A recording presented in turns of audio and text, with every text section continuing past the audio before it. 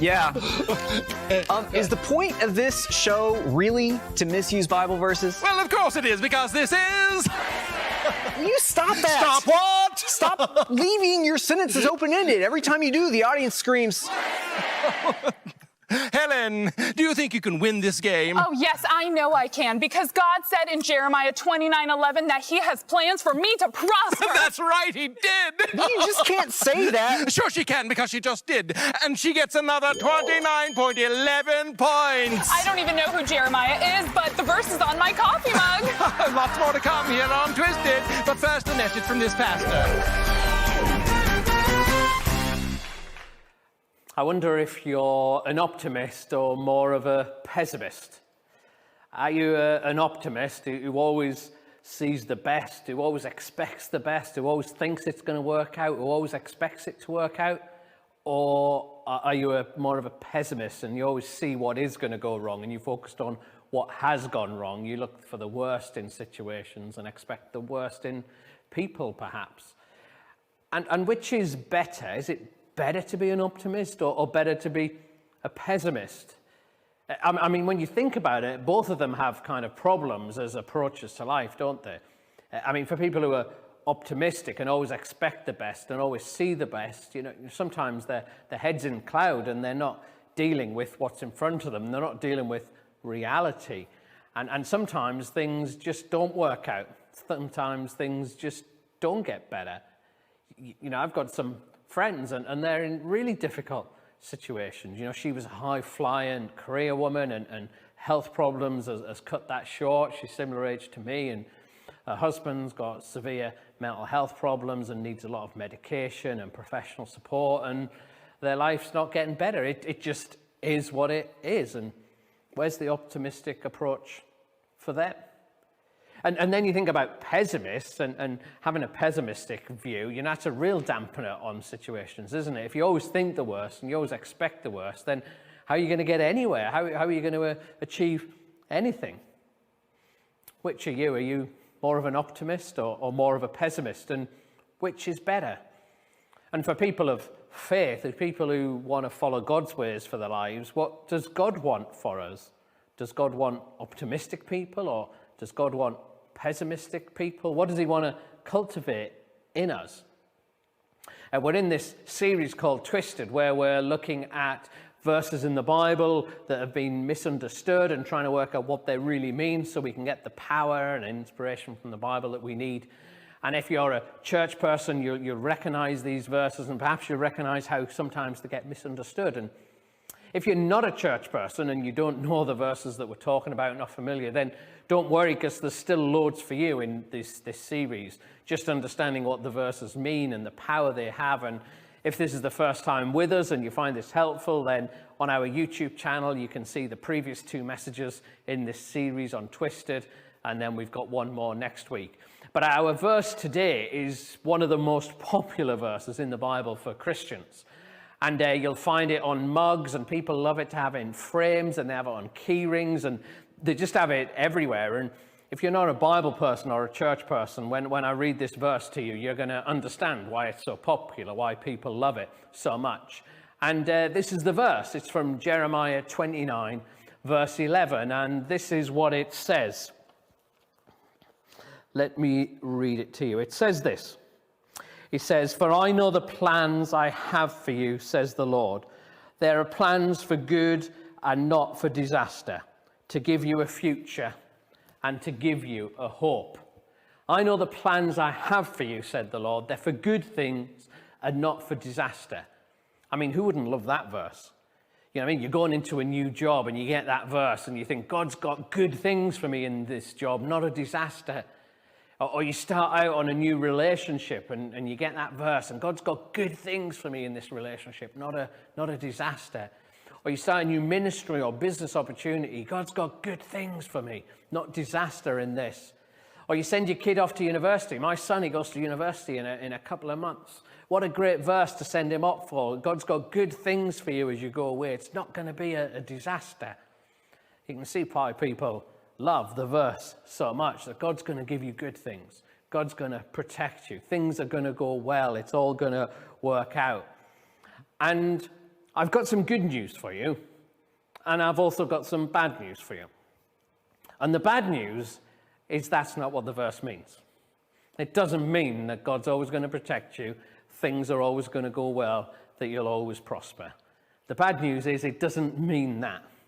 But the good news is once you understand what it does mean, then it's even more powerful and even more significant. And it's really important that we get this right, because if we kind of believe that God is someone who's going to make our lives work out, that we're always going to prosper, that we're not going to enter into any disaster, if that's what we think, then when things go wrong, as they will, when a business fails or we have a miscarriage or a dream dies, if we think God is for us and it's always going to work out, when it doesn't, then that either means God's not real or God's not good.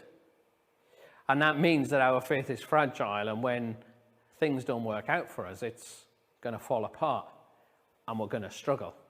So it's really important that we understand what it really means, and that we don't have a faith that's misled and thinks that God's there to serve us, that God's there for our pleasure, God's there just to make everything okay for us.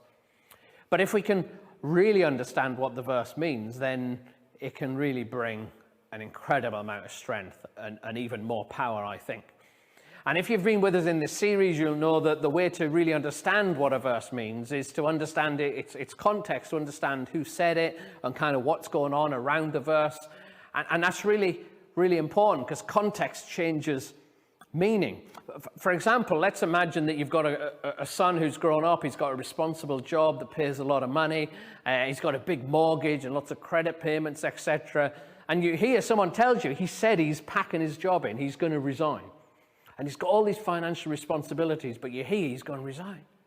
And you ask for a bit more, has he really said he's going to resign? And you say, well, he didn't get a project he was after, and he said if that happens again, he's going to resign. Changes the meaning a little bit, doesn't it? Okay, so he's not going to resign now, but he might in the future. And they say, well, yeah, and he'd said that after a few drinks. In fact, it was about 2 a.m, and he drank an awful lot, and he was slurring his speech, and he was being pretty pessimistic about a lot of things. And as part of that, he said, yeah, and if that doesn't happen again, I'm going to pack my job in. Changes the meaning even more, does it not? It means actually not that he's going to resign, but that he's really annoyed and he's really down and he's really upset. Context changes meaning. And so when we say, well, let's look at the Bible, what it really means, let's look at the context, let's see what's around it. It's not about playing clever tricks with the Bible. It's not about trying to change its meaning. It's actually how communication normally works. We understand communication in a certain context. And so to really get what this verse is all about, what's the context for Jeremiah 29, verse 11, when God said, I've got plans for you, plans for good things and not disaster, plans for you to prosper. What's the context there? If you were to read back to the previous chapter, verse 28, you would know that Jeremiah is involved with another religious leader called Hananiah. And Hananiah has a message in Jeremiah 28, so that's the chapter just before this. And this is speaking to the people of God. And what's happened to the people of God is the huge nation around them, Babylon, has invaded them. And they've invaded Israel, and they've took some of their leaders and their significant people, and they've carried them off into their own land. They've took them from their homeland. They've took them into exile. And so they're rootless, and they're stateless, and they're homeless and dragged into a foreign country. And in chapter 28, Hananiah, one of the religious leaders, he says, don't worry, everybody. Don't worry. It's only going to last 2 years. I know that this is terrible and you're facing incredible suffering and it's really just torn your life apart as a nation, but it's only going to be short-lived. It's only going to last for 2 years. And Jeremiah speaks against him and says, you're giving people false hope. That's not true. It's not true that their suffering is only going to last 2 years, that God's come to judge them for the wrong things they've done, but it's not true. It's only going to last for 2 years. And Hananiah himself gets judged and he gets taken off the face of the earth, it says, because what he's saying is false hope. And sometimes when you face people in suffering or in difficulty, it's very tempting to just want to give some false hope, some kind of false good news. You got some friends and they're struggling to have a baby, and it's so tempting to say, God's going to let you get a baby. or someone whose business is on the brink, and it's so easy to promise that God's going to come through to them. Someone who's got a cancer diagnosis, it's so easy to say, I believe God's going to heal you. Somebody whose son is maybe they've lost and they've turned away from the Christian faith and they're heartbroken. It's so easy to promise that God's going to bring them back. It's so easy to promise good things in the face of suffering. And essentially that's what the religious leaders do in chapter 28. They say, listen, we know this is terrible, but it's only going to last a couple of years and then God's going to bring it back and God's going to fix it. And it's going to be all right. The suffering isn't going to go on for that long. And God says that's not true, actually. It's not true. And in verse 10 of chapter 29, so just before our verse where God said, I've got good things for you, plans for hope and not disaster, just before that, through Jeremiah, God says this to the people who are in exile, who've had these false promises of good hope. He says this, he says, you're going to be there for 70 years. You're going to be there for 70 years. And that's spoken to the leaders. It says in verse 1, Jeremiah 29, it's spoken to the leaders and to the elders, and it says you're going to be there for 70 years. Now, the leaders and elders typically would be the older generation of that community. And when God says you're going to be there for 70 years, essentially what he's saying to the leaders and elders is, you're going to die there. Actually, there is no escape for you. This is it. Your end will be here. And for some of them, actually, it will be the end for their children as well. They will die in a foreign land in exile. And in verse 5 and 6 of Jeremiah 29, God says, you're going to be there for 70 years. And then he says this, which I understand differently from this week, from just reading it and studying it. This is what he says in verse 5 and 6 of 29. He says this. He said, so I want you to build houses, and I want you to plant to stay. I want you to plant gardens, and I want you to eat food that you produce. I want you to marry and have children, find spouses, and multiply so you can have many grandchildren. Multiply, don't dwindle away as a community. And I used to think that was a lovely verse. You know, plant gardens and have fruit and have families, and it's just going to be lovely. But actually, they're not at a holiday resort. They're in exile. They're under oppression here. And God's saying, well, I want you to plant some food because you're here for a long time. I want you to have some children because you're going to stay here and die here. And I want you to multiply so there's actually some generations in the future. And they're in this situation because of their selfishness, because they've turned away from God, and it's a consequence. It's kind of a judgment, as it were. And rather than the consequences of their sin and their behavior being short, God says, actually, it's really long. And sometimes we need to realize we live in a broken world. And sometimes the suffering we face, sometimes the consequences of decisions of ourselves and other people, sometimes the impact on us is not short, but it's long. We'd love for Jeremiah 28 to be true, for Hananiah to be true, that actually it doesn't matter. Just a couple of years, it's not serious, it doesn't matter. But actually we live in a dark world. And sometimes the things we face are really dark and they last a long time and they're really, really serious. And it's possible to live with a kind of optimistic, it'll be all right, Hananiah type faith. It's not serious, don't worry about it, it's all going to work out, it's kind of fine, don't worry, everything's good, it's going to turn around just next week or next year, it's all going to be fine, don't worry. And we can kind of live with an idealistic faith that doesn't deal with the realities of life. But Jeremiah says, you know, you're going to be there 70 years. Sin's really serious. This world is quite dark. It's quite broken. And sometimes you're in jobs with management that are very oppressive. Sometimes you face health concerns. Sometimes you live in a broken relationship because how someone treats you. Sometimes that's just how it is. And if that breaks our optimism, you can end up in a place of despair. Can you imagine the leaders of this community who've been promised it's only going to be a year or two, and they think then we're going to get out, and then they realize it's going to be 70 years and they're going to stay here, they're going to die here, this is the end. And when you realize the seriousness of life and the brokenness of life, what it can lead to is a sense of ultimate despair. And you can be a pessimist and think, actually, there's no hope. What's the point? This is just what it is. And it's into that context that Jeremiah 29 verse 11 comes. Let me read you to it again. So verse 10 says this. It says, you will be in Babylon for 70 years, but then I will come. You'll be in Babylon for 70 years, but then I will come and do for you all the good things I have promised. I will bring you home again, for I know the plans I have for you, says the Lord. I have plans for good and not disaster, to give you a future and a hope. And this verse is a pivotal moment in the whole story, in the whole book of Jeremiah, where people have denied that their sin matters, and God says it really matters. It's a broken world. What you do really matters. And then as they enter despair, as they realize the seriousness of their situation, then God speaks into that. When there seems to be no hope, when there seems to be at a dead end, when there seems to be nothing to live for, God speaks to it and said, actually, this is not the end. I want to speak life, and I want to speak hope. And one of the reasons that I'm a Christian, I became a Christian at the age of 19, and one of the reasons I've sustained my faith over that time is that I look at the world around us, and for me, the Christian story, the Jesus story, what the Bible says, seems to be the best explanation of the world we live in. And you have it in these verses that, verse 10, you're going to be there for 70 years, and actually the world is broken, and it's really serious, the world that we live in.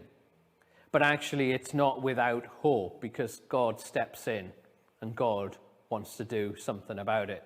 And it climaxes in the cross and resurrection of Jesus, where God said, actually, sin really matters, and the world is broken, and Jesus says, I'm going to do something about it. And he takes it on himself. He enters that darkness. And so he doesn't minimize it, but he says, actually, I'm going to do something about it. And he offers us resurrection, hope. And optimism is kind of faith in circumstances. Optimism is thinking it's all going to be all right. It's all going to work out. Pessimism thinks, actually, it's never going to work out. There is no hope. But what Jesus offers us is faith in a personal God. Not circumstances are all right, but there's a God who knows what he's doing, a God who's going to make sure it works out. And it's like the story in Daniel, where three of Daniel's friends, called Shadrach, Meshach, and Abednego, and they're in a foreign land, just like the story in Jeremiah. And they're encouraged to worship false gods, and they're saying, no, we're only going to worship the true God. We're not going to turn away from him. And as a consequence, the king, Nebuchadnezzar, throws them into prison and eventually throws them into a fiery furnace as judgment on them because they wouldn't stop their worship of God. And they say to him, and they look the king in the eye, and they said, listen, we believe in God who has plans for us, for good things and not disaster. And we think as we go in this fire that he's going to save us. We think that it's going to be all right because we trust in him. But even if it's not all right, even if the circumstances don't work out, they say, we're still going to trust him. And we're still going to worship him because we're not optimists that circumstances are okay. We've got faith in God and trust him and his ways. George MacDonald, he wrote a book about 150 years ago called The Princess and the Goblin. And it's a story about a little girl called Irene.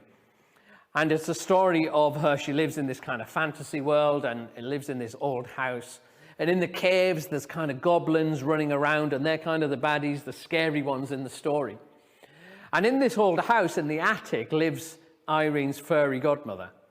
And when she goes up to the attic, sometimes the fairy godmother's there, and sometimes the fairy godmother's not there.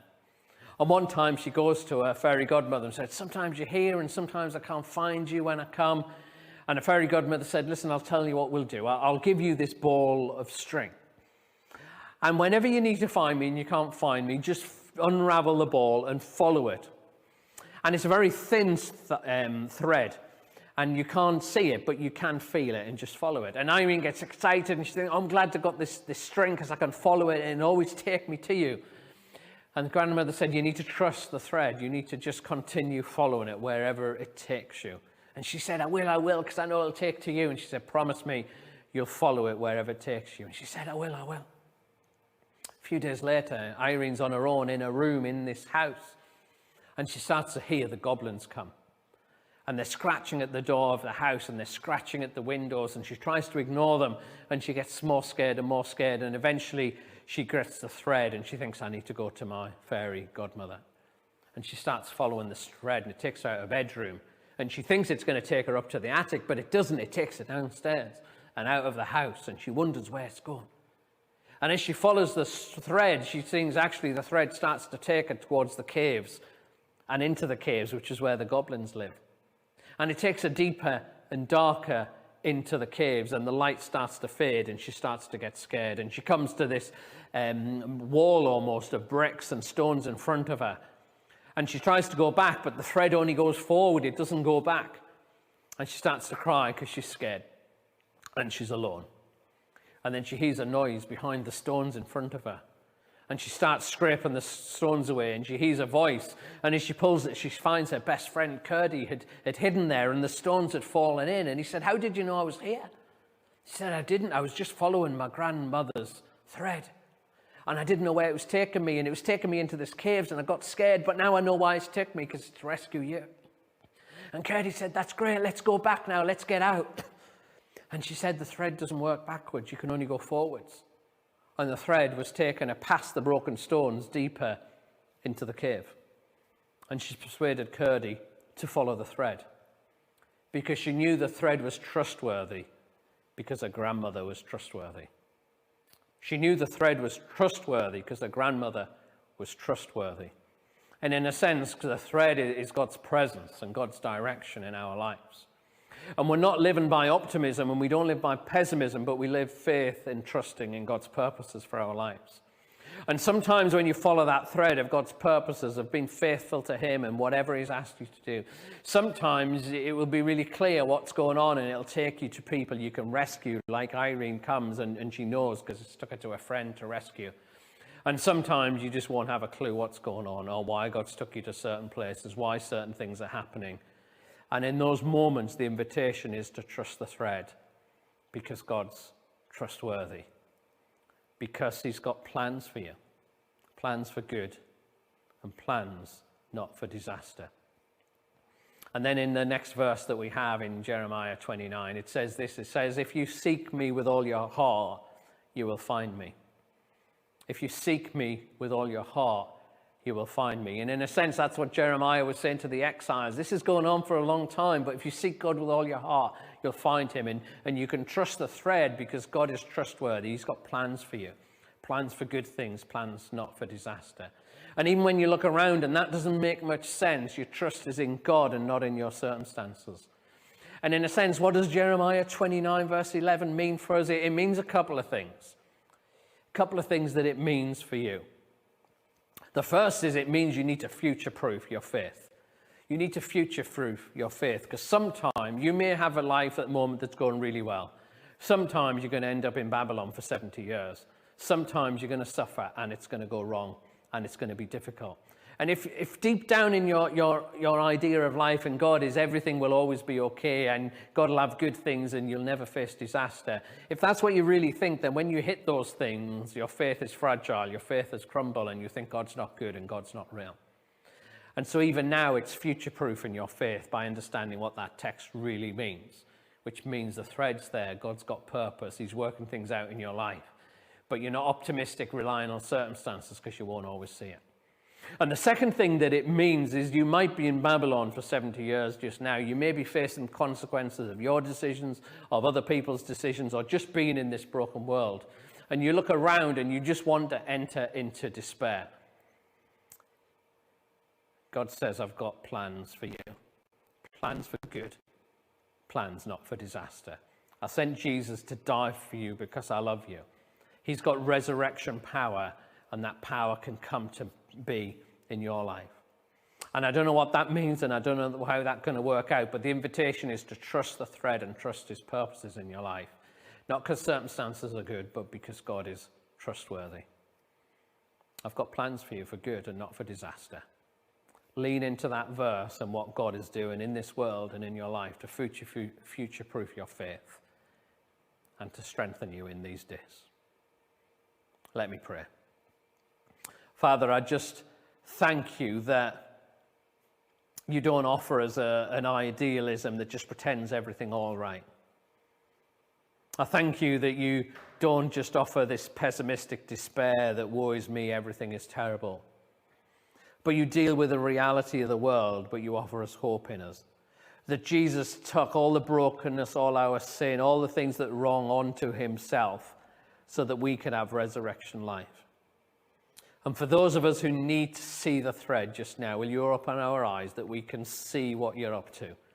Help us to see who you are, your glory and your power and your work in our lives, that we may be able to trust that even if we can't see it, you've got plans for good, not for disaster, that we can trust you and trust your purposes.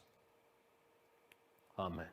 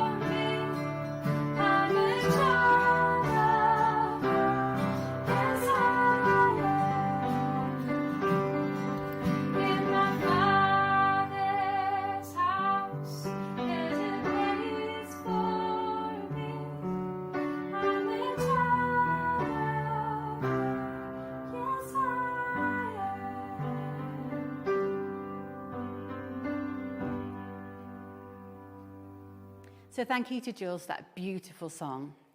At Hope Church, we work with and support various charities. And as Tony said in his prayer at the beginning of our service, our heart as a church is for our local community, but also for communities overseas. And we've got a team of volunteers who work at church, who work on these various ministries, and they're called the Mission Team. And we'll be hearing a bit from them later on. But none of our ministries, none of this our work would work without you and your financial support. So a big thank you to people who give to us regularly, and thank you to the people who give one-off gifts as well. But if you'd like to be involved in supporting us financially at Hope Church, there's two ways you can do that. The first way is to contact us on our website, and that website is hopechurchoswestry.org.uk/give. And if you go onto that website, you can set up regular giving or give a one-off gift. Secondly, a simple way to do that is to text us. So text the number 785. You can text HCO10 to give £10 or HCO20 to give £20.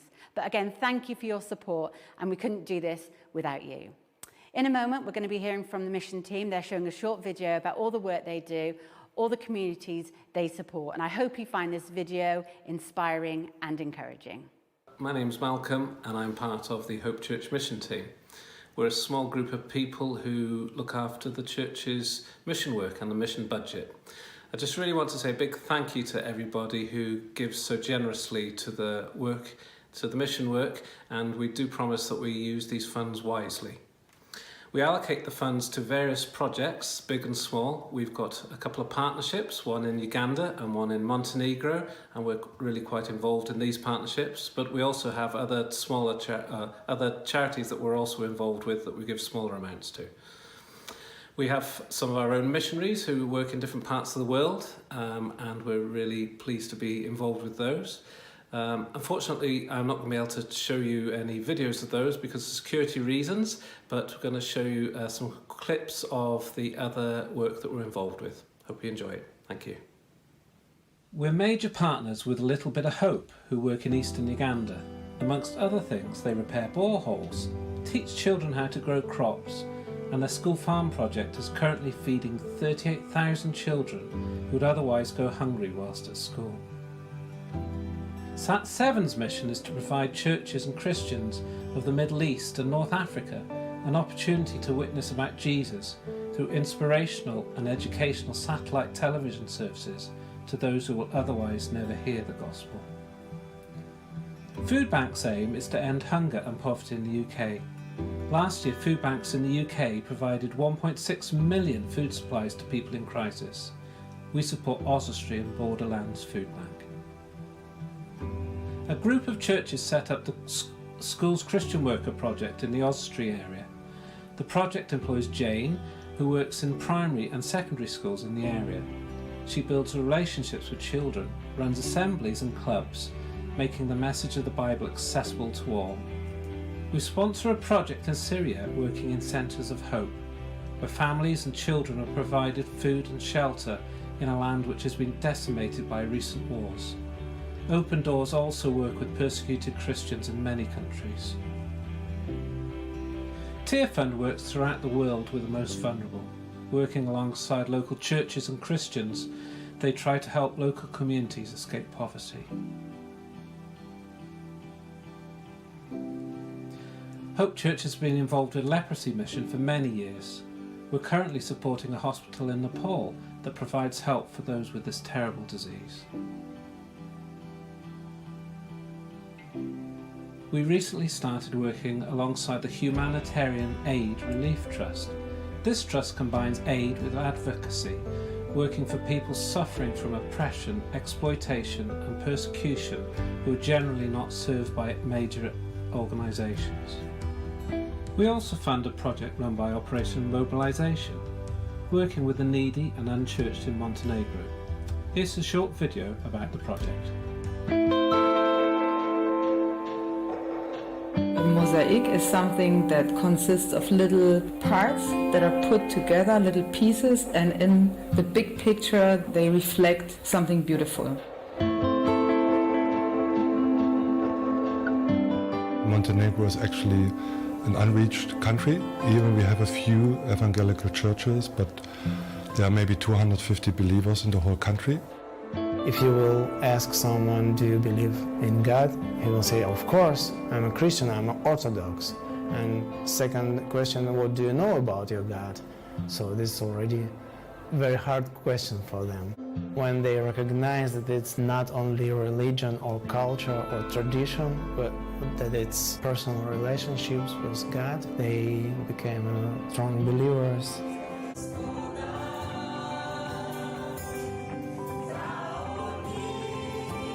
Our room is also used for kids with disabilities, and we organize play clubs for a week for them and invite their parents.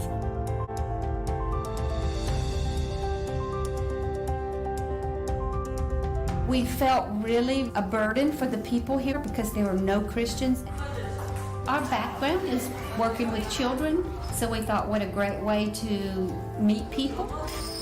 We decided to open a space where kids could come after school as a way to reach out to the children in the local community here and show love to the adults and people around who are watching. Through our being here in the lighthouse physically is impacting the community because they see God's love through us.